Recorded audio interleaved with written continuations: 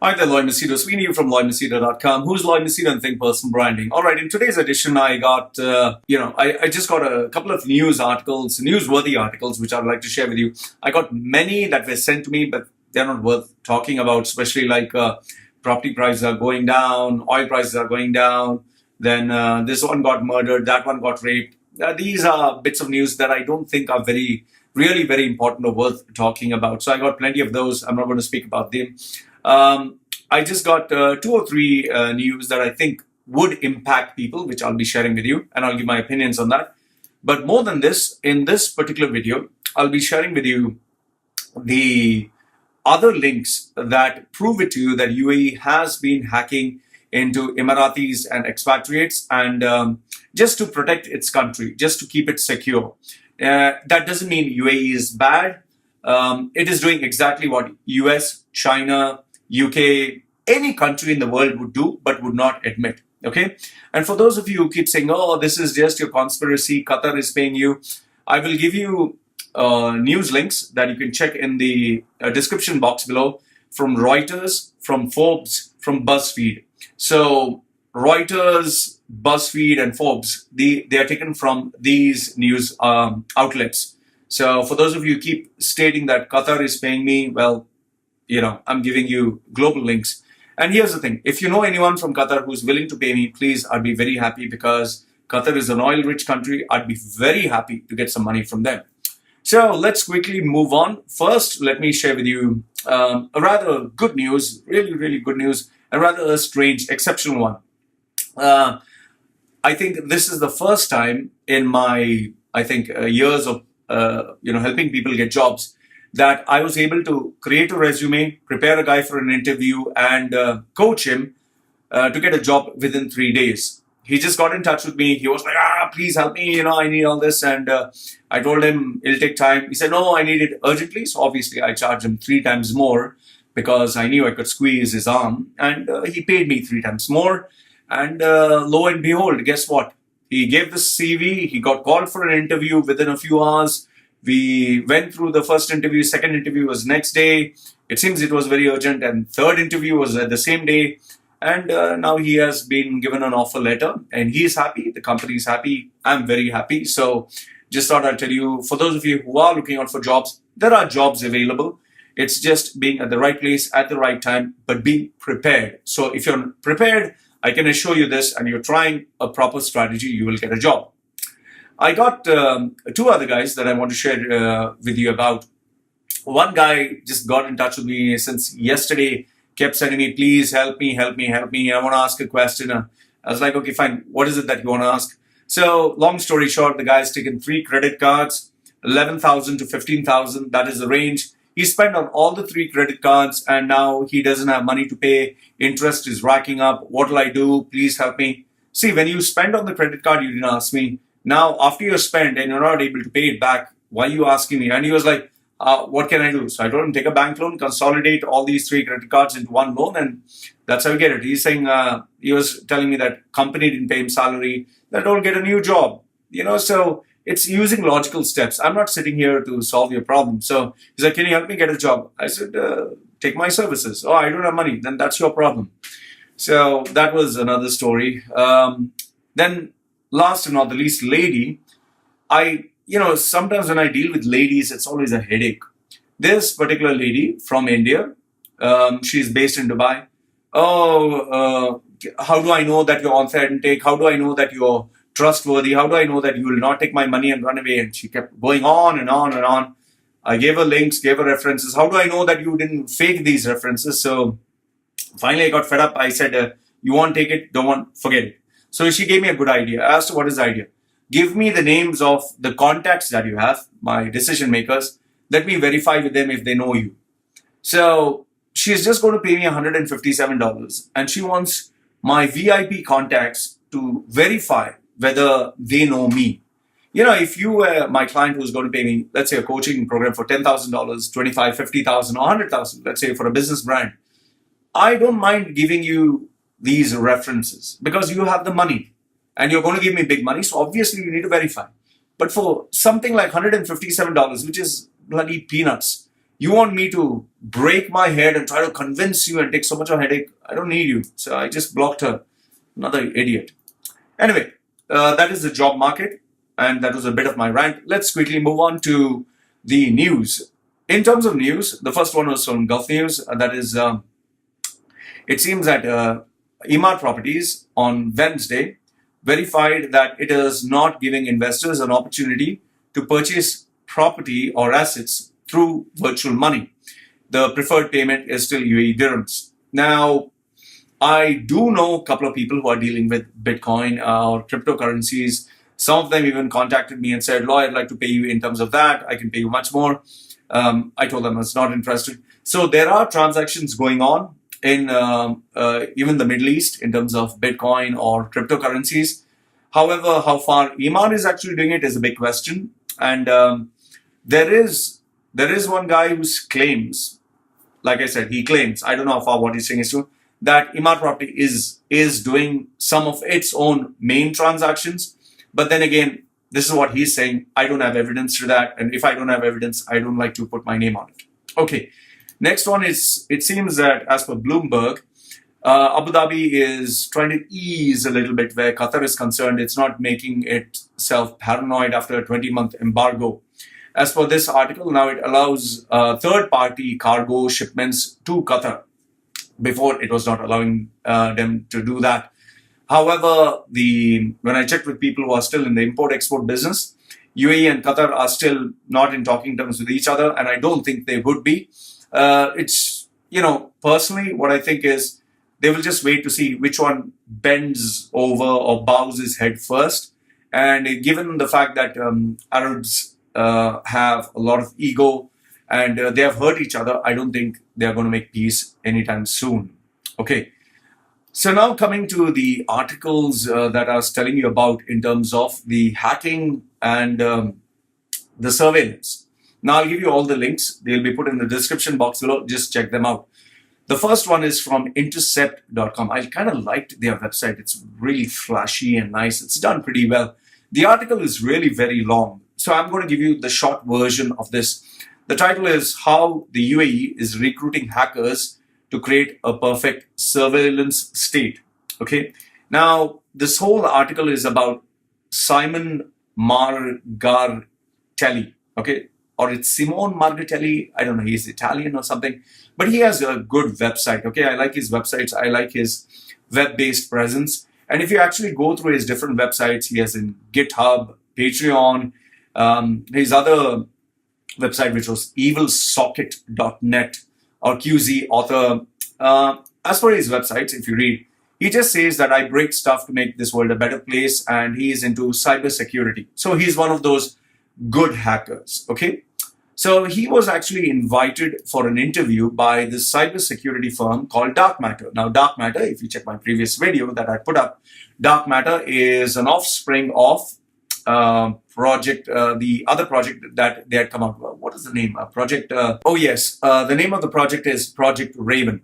So Dark Matter is the offspring of Project Raven. And here also, there are plenty of links. You can check TRT World. You can check, it's on Facebook.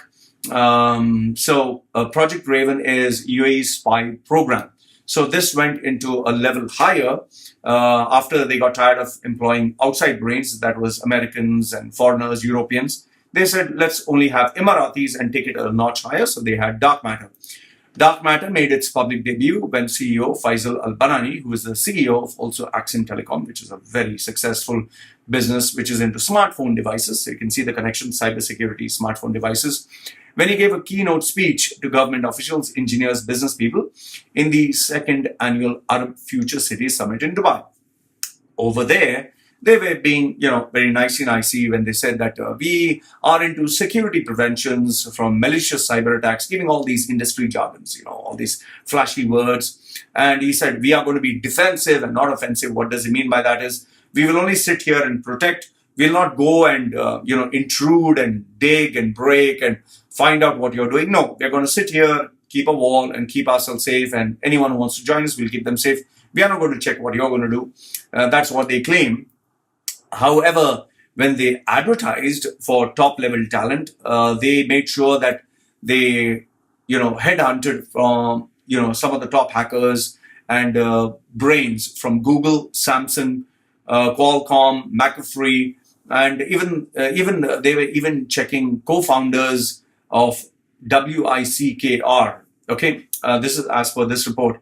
If you check LinkedIn, almost all dark matter employees are from places like U.S. Department of Defense, Special Agent for Pentagon, then Senior Technical Advisor to NSA, and almost all of them, their expertise are something like strategic activities on networks, foreign intelligence collection, then top security clearance with polygraph screening, then expert in US voice and data systems. So you're talking of the best brains in the cybersecurity world. So the job offers, it seems that they were offering a very, very attractive salary. And in that email that they gave them, it seems Intercept got one of those emails. They made it look really amazing, carefree, tax-free life. You get housing, meals, healthcare, children's education, transportation, everything that you need. Plus, you'll get a salary which is an additional extra. So for them, it's all savings, and that's really great. And in another email, they also, which they managed to intercept, it seems that their goal was to hire 250 of the world's best geniuses by 2016. So this guy, Simon Margartelli, arrived in Dubai. He was given a VIP tour of Dubai, impressed a lot, shown the best of what Dubai had. And then he was taken to this deluxe suite in Jannah Marina Bay Suites Hotel. The interview was on the 29th floor of Marina Plaza. His job description that he was given was, one among the many, was to deploy electronic probes in all the major cities of UAE. In other words, spy on the entire country, all the Emiratis, all the expats. To give you an example, one of his job descriptions, examples that they gave him is, in Dubai Mall, if there are people who are there whom they want to spy, you just click a button and automatically through Wi-Fi, everyone's devices will be infected and traceable. So even the tourists who come there, they will have something put in their smartphone. So when they go back home, information keeps pouring in. And the reason why they wanted this information was just to make UAE a better place or safer place. But however, Margartelli knew what were the dangers of having so much information and power in your hands. He refused the job offer and he wrote a post titled, How the United Arab Emirates intelligence tried to hire me to spy on its people. So I want you to read that article. That is where he exposed what dark matter wanted to do. Dark matter put a simple, terse Twitter reply stating that, he's talking, we need to talk reality, not fantasy. However, the Intercept, that is this website, spoke to many people who are working for dark matter, and many of them who are foreigners who said, we prefer to remain anonymous because they signed non-disclosure agreements, fear of the UAE losing opportunities, getting their name, like, this guy we employ, we can't trust him. So many of them chose to remain anonymous, but it seems this is reality. So always keep in mind, there's no smoke without fire. So if you can smell smoke somewhere, that means there has been a fire somewhere. So he describes, that is Margartelli, he described UAE's venture as being a big brother who watches everything that you do, but it's on steroids. For UAE, the sources said that, the sources who reported all this said, they want to track every citizen, every expatriate, and they want this to be normal, that you can track, spy on anyone and everyone. So he said in the future, UAE's goal is to have every single electronic device, every email, every desktop, every smartphone, every whatever handheld device, everything to be part of their botnet or their system where they can check anything and everything, which honestly speaking, I think all the countries in the world are able to do, at least US is able to do, Russia is able to do. So I don't see, and even Europe, I don't see why this is such a big thing. Okay. Finally, he admitted that he has worked for so many companies, but he's shocked at UAE's and dark matter's ambitions. He's saying because they want to keep under surveillance an entire nation, each and every citizen, each and every expatriate.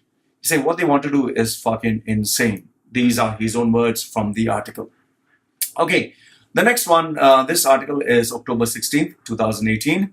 The previous article, please note that the previous article that I spoke about is 24th October 2016. So this was 3 years ago. I read it late. But this one is October 16, 2018. So it seems that the Middle East monarchy, that is the rulers, appointed American ex-soldiers to kill its political enemies. And this could be the future of war, which I don't think is a very wrong thing. I think it's a very smart thing. When you have the money, but you don't have the army or you don't have the people, and you can employ services of professionals to do your job for you, why not?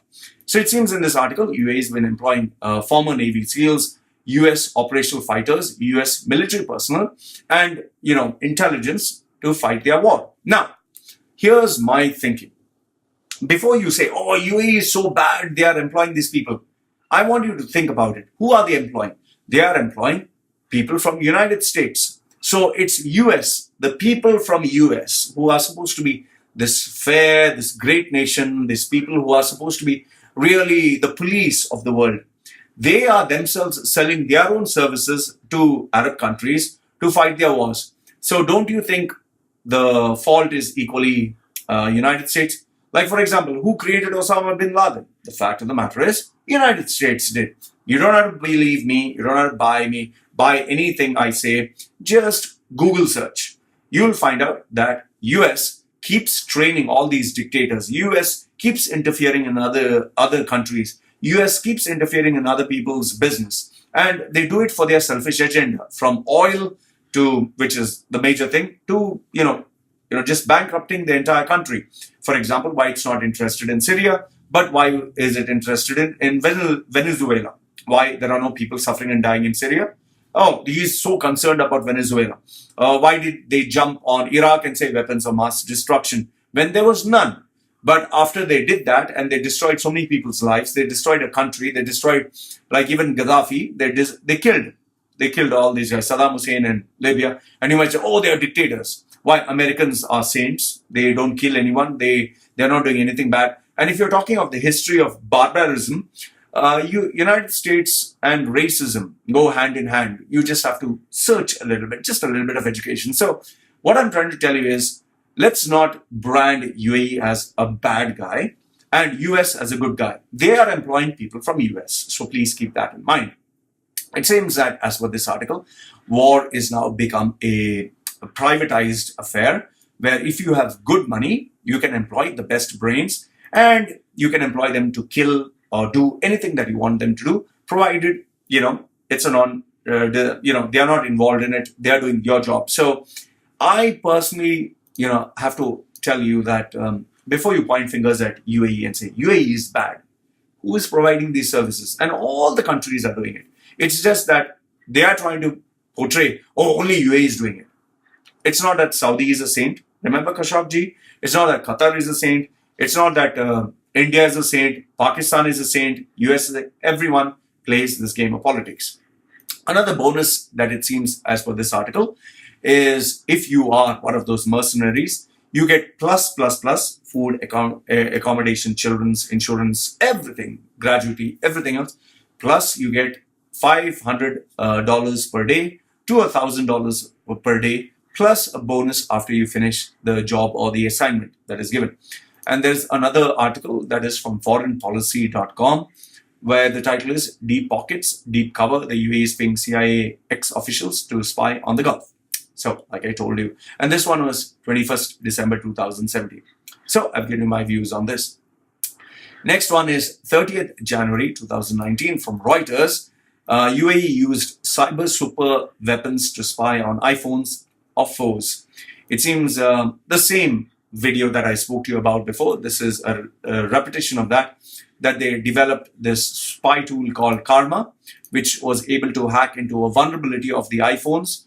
They spied on Qatar's Emir Sheikh Tamim bin Hamad Al Thani, what a long name, Turkey's Prime Minister Mehmet Simsik, Oman's head of foreign affairs Yusuf bin Al-Awi bin Abdullah, the Iron Woman Tawakkol Karman, then the leader of Yemen's Arab Spring uprising. They also spied on their citizens, the UAE 5, which you can just Google search.